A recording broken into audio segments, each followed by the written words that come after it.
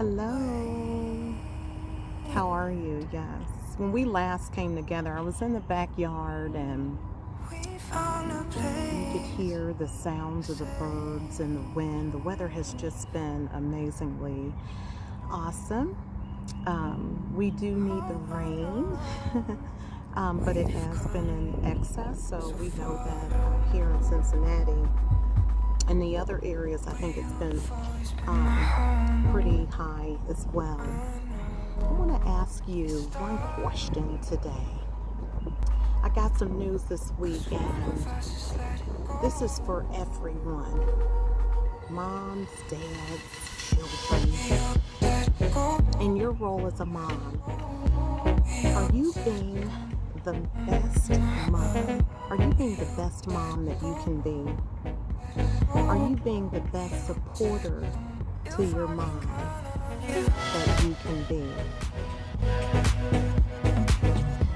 As I mentioned, I got some news that's pretty heavy on my heart, and I knew immediately what I wanted to talk about on Tuesday. You know, I'm bringing forth the taking time on Tuesday, and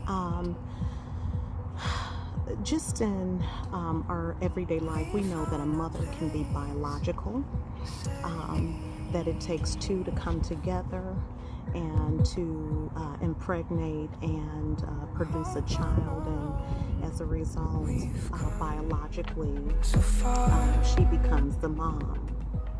We also know that individuals can become a mother or a mom through adoption.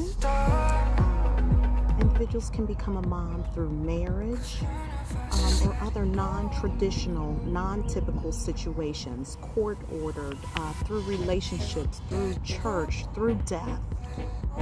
And so in that role can be placed upon individuals by plan or sometimes not by plan. I'll tell you this: one of my greatest gifts in life has been becoming a mom. And now that my baby is 18 and, you know, my son is 21 and both are older, there are some things that I've been able to learn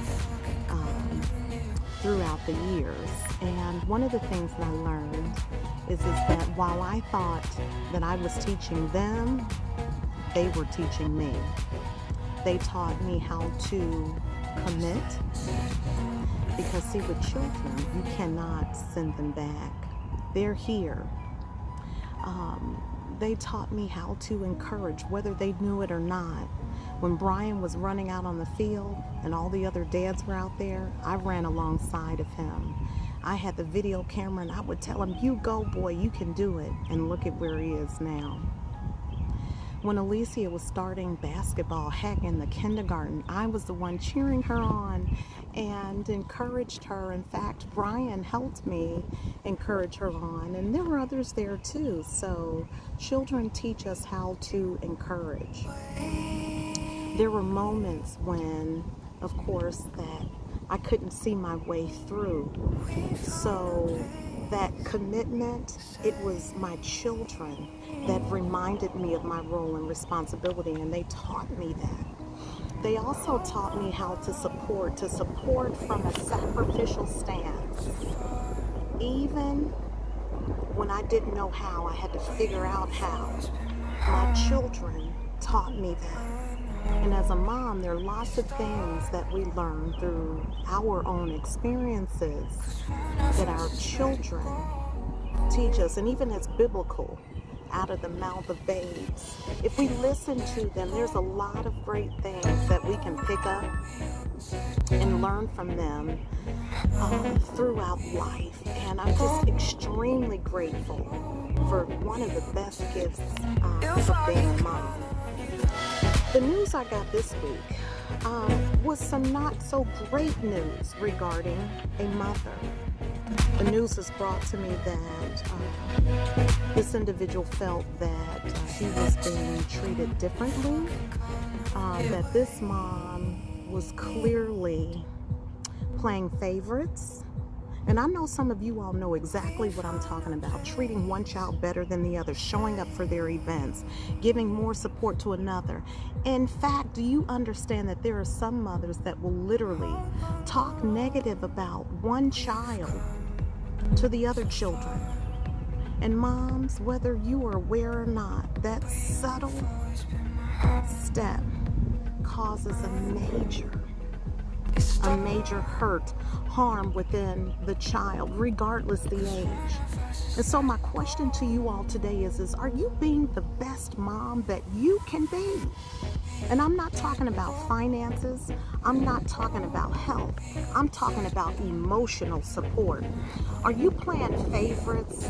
Are you sending a clear message to your children to be divided and to gang up and go against the other child? Are you speaking negatively about your children to others, that when that child comes around, people already have a perception because the mother has spoken negative? I want to challenge you today. Mother's Day is almost here. Take a moment, step back, and assess what it is that you're doing in your role that you could actually do better so you can be the very best mom that you can be. See, being a mother, it's a gift. And there are many that would love to have that.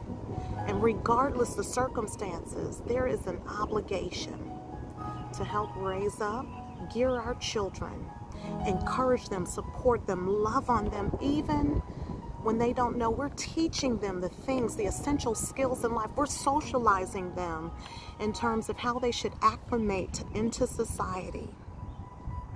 And that gift and that role of a mom is so important. I understand things may have been hard for you, that you may have felt abandoned, that maybe the dad isn't around, maybe there was abuse that occurred, but the child, that gift of being a mom is so important. And I'll tell you this, you cannot change the past, but you can change the future. If you feel in any way, shape, or form or fashion that you need to rectify certain things in your role as a mom. See, we don't talk about this on a regular basis.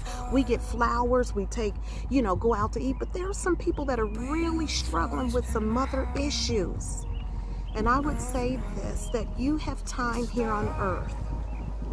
I heard a pastor say this once, actually one that I listen to on a regular basis. His sister had reached out and said, complimented him, and he thanked the sister for supporting him. And she said, what do you mean? That's what sisters do. But he said, do you know how many families are divided?